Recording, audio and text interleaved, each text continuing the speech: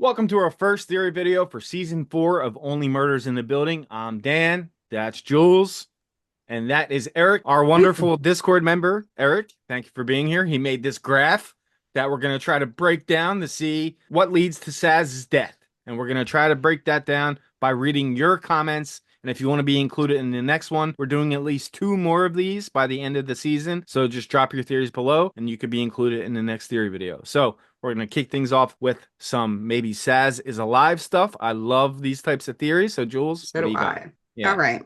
So this one is from Antonio Herrera 3660. Another point that points to Saz being alive, the voicemail to Bev time. It was left at 11:07, but Bev is West Coast. So unless Saz left that voicemail at 8:07 West Coast time, which I doubt since the phone wouldn't lie, Saz left that voice message at 2:07 a.m. Eastern Standard Time. We Sorry. know that the incinerator went off at 11:19 Eastern Standard Time. It's just the timing. Saz left a voicemail at 11:07, but her body hit the incinerator at 11:19. So that could be a mistake that the show made, or that could be a sign that she is actually alive. And I thought that was really interesting, and we should include it Yeah, in I this didn't video. think about that. I You didn't know? think about the time difference at all. And a lot of people left that comment, so we picked the one that we picked. But a lot of you guys were all on the same page thinking that Chances are Saz wasn't awake at 2 a.m. and we know the time of death was 11:19. 11:19, right? So yeah, it would have to be 2:19 a.m.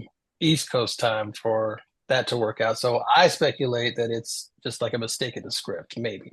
You think they might have just messed up? It's Maybe. possible. I- It's like the tattoo thing. Yeah, that's true. With the twins from last year. God damn it. Yeah, that's true. It could be a mistake. It could be. Or it could be a sign that she's alive. So if you guys have theories that Saz is alive, leave them below and we'll read them in the next one. Okay, next up is from Eric's wife. How about you read that one? Yeah, this comes from Team Squeaky, also known as Hillary, my beautiful wife. This whole season has some kind of twins theme to it, not just the brothers sisters, but the actors playing the trio plus all the stunt doubles. It's definitely a thing, especially now that we know it was likely 2 killers. I'm suddenly leaning towards Stubbins as one of the suspects. Ben and Charles hated each other in real life, right? So how appropriate would it be for Ben's double to want to take out Charles's double as some kind of weirdo stunt person revenge? There you go. Yes. So in this theory video, you're going to get a lot on Glenn I Stubbins. like that. And you're going to get a lot on Marshall. They're my main 2 suspects right now. And either I believe, and we'll talk about why towards the end of this video, but I believe that either Glenn kind of has a feeling that Marshall did it or they were in on it together. So that's kind of where my brain is going right now. So we'll see.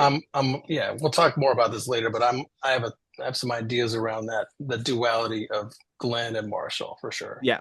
But yeah, we'll share our theories at the end. All right, this one comes from 117 Derek, who, by the way, is a great theorist, always. commenter. I mean, really smart. This guy, like private Every detective in real life.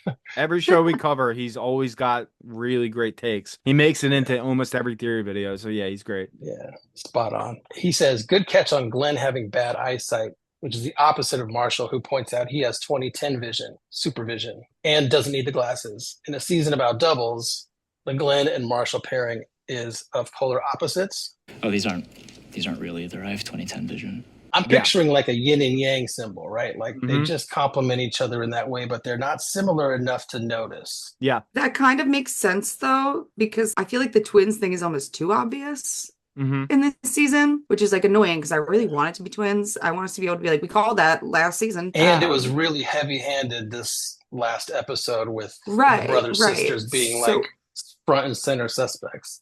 Yes. Right. And it's like with all the other pairings being equal pairings, it's kind of cool to think about it being like an opposite kind of thing. Yeah, I love that. All right, so I have some things that point towards Marshall, and I'm really excited about these. So first up is from Tress Express 3366, and she says, "What if Sazz is the actual screenwriter, or at least wrote the treatment about it, and Marshall stole it? That would definitely be something that's wrong with the movie if it's stolen intellectual property." Now, Sazz says there was something wrong with the movie, right? And Bev knew this. Okay. So that's really interesting. You got something on that, Eric? Yeah, this theory is catching fire, or at least like the embers are starting to cook a little bit across the internet because it provides a motive for Sazz to leave that voicemail on Bev. It's like, hey, man, there's a problem with your movie. You need to call me, okay? There's a problem with your Only Murders movie. A big problem, and I can't say more than that. I don't want to Yeah. get into it right now, but we need to chat. Mm-hmm. And that could So be motive for Marshall to kill her. I He like wants if Marshall is faking the funk, he's gonna want to bury the truth pretty rapidly if it's his first big break in Hollywood, you know? 100%. Yeah. Yep. And I mean, yeah, we already know him starting off to be a liar, so You're convinced the voice in your head, the one that says you're a fraud, is finally gonna go away. Yes. doesn't set a good precedent for him. His whole look is he's a fucking just liar. a whole big facade. Yeah. Yeah. Yeah. Except it doesn't. And you start to wonder if it ever will.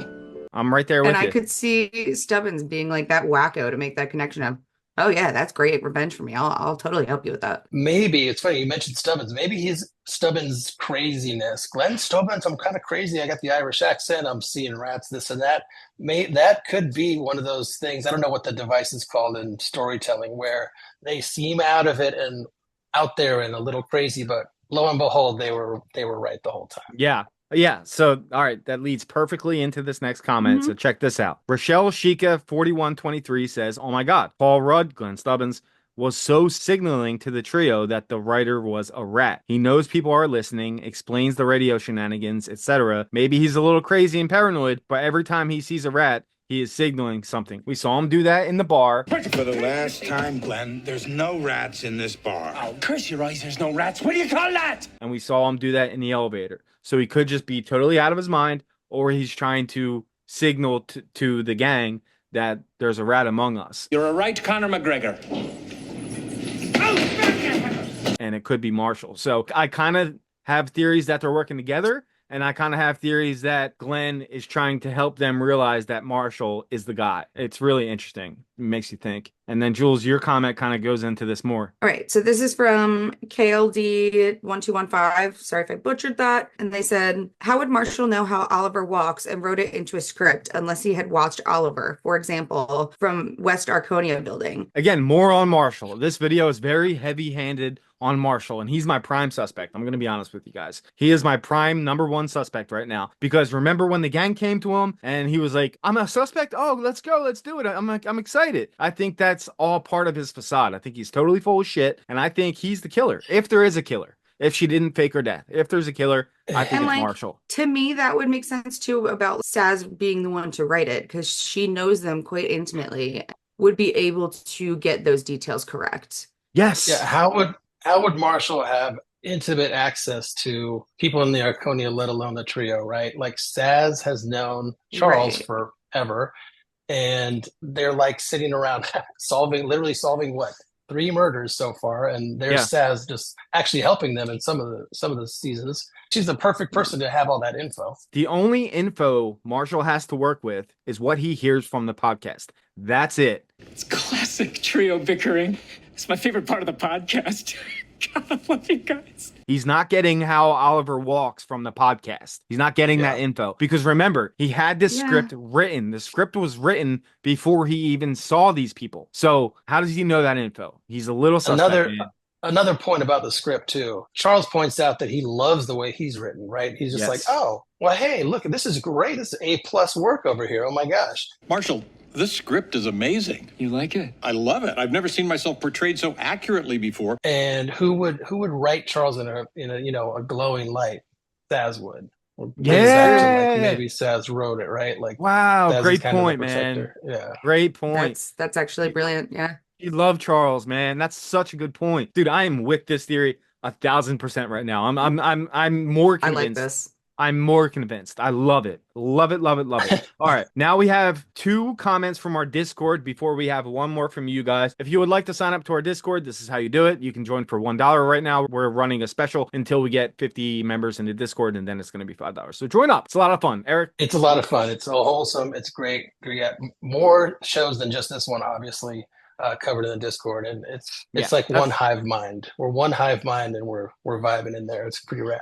Eric's not going to take credit for this, but he wrote this in our Discord, and I have to share it with you guys. So he said, the problem with the movie Sazz was talking about is she wrote the script. Someone, Glenn, got a hold of it and gave it to Marshall, who adapted it. This would mean Marshall and Glenn are the killers. Motive, Glenn needs work because Ben Glenn was gone. Marshall wants to break into script writing. So this is going with everything we've been saying, and it ties it up in a nice little bow. And then Jules, you have something that goes along with that. Yeah, so this is from our girl Ella Fieldy Pops. She said, I thought that Sazz had maybe written the script and perhaps Marshall found it somehow rather than he stole it. It would explain the imposter syndrome for sure. Yeah, he's an imposter. So that's what we are talking about in our Discord at the moment. That's where we're kind of leaning on this heavy into Marshall right now. That's why this video is heavy into Marshall, because that's kind of where our minds are at right now. And like Eric said, it's a hive mind, and I'm believing it 1,000%. It all makes sense. Sazz knew them best. She would know how to write them best. Marshall wants to break into the business. How does he do it? He gets this script, acts like it's his own. He has a fake beard, fake glasses. He's fake. He's a fake piece of shit. But it's like he knows that he's fake. Like he feels guilty about it. And I feel like that guilt definitely makes sense if that were the case. 100%. My only hesitation around Marshall is that we're in episode 5. Like you said, we're all focused on that. Keep in mind, like 2 weeks ago, we were thinking, what is this ham conspiracy? Where's Portugal? And, the show does a great job of just misdirecting and like, hey, look over here and look over there. Like, keep in mind also, the pretty obvious one is the brothers sisters from this latest episode 5. They were like front and center spotlight. Oh, look, it's them. Look, they're hauling some case into another room that looks like a gun would go in there. It's so them. Yeah. But it's almost too obvious. I mean, one idea is that Marshall is a version of that where, hey, look at me.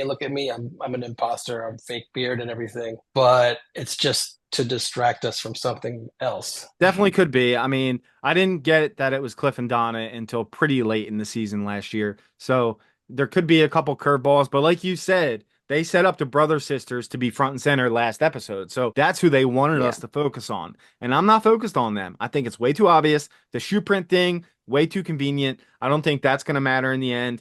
So I'm more focused on Marshall. So we got one more comment here. And this person is also a YouTuber. So please check out her channel. She also covers Only Murders in the Building, and she comments a ton in our community. So I want to give her a shout out. So Eric, what do you got? Okay, this next comment comes from E+E. My other theory is that Loretta Durkin is Dudenoff. I talk about this extensively in my video. I think Loretta is an alias, and I think Cinda Canning found this story of a rural affair. I also think Bev Mellon is working for Cinda, as Bev is trying to get Mabel to do something separate from her pals, just as Cinda did, separate from the trio. Perhaps Cinda feels if Mabel won't do it for me, then maybe she'll do it for Bev. Now, Cinda Canning, the other podcast producer played by Tina Fey, interesting target here. This is blowing my brain because she's going to show up.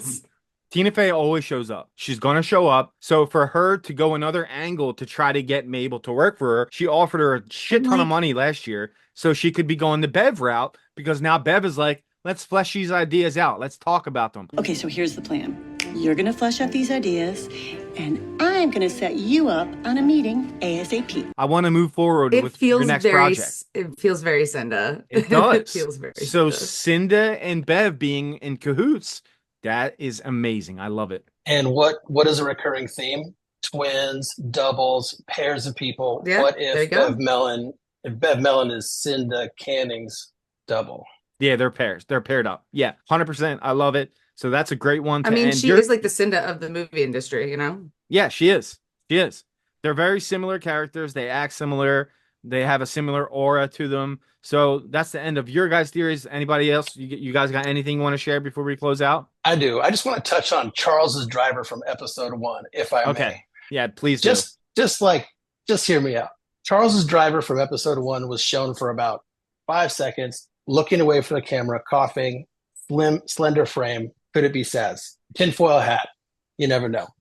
Yo, I would love that if you're right, man. I'd have to go back and look. That'd be really cool, actually. Love it. And it would make sense with all the coughing, because maybe she did turn on the incinerator and she got that fumes in her and she's like still got a cough from it. Hey, Sydney. Is Sydney alive? You know what I mean? Oh. So yeah, it could make sense. So and it's like a subtle way to draw our attention to it. Yeah, like a little, they showed it. Here you go. They're like, over here.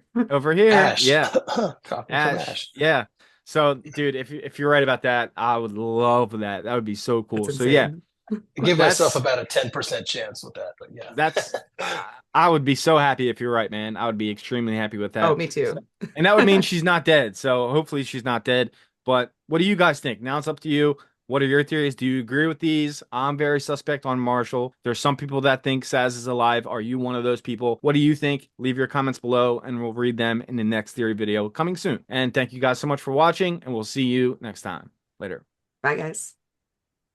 Ah, when'd you grow the beard, lassie? That's not Mabel. Oh,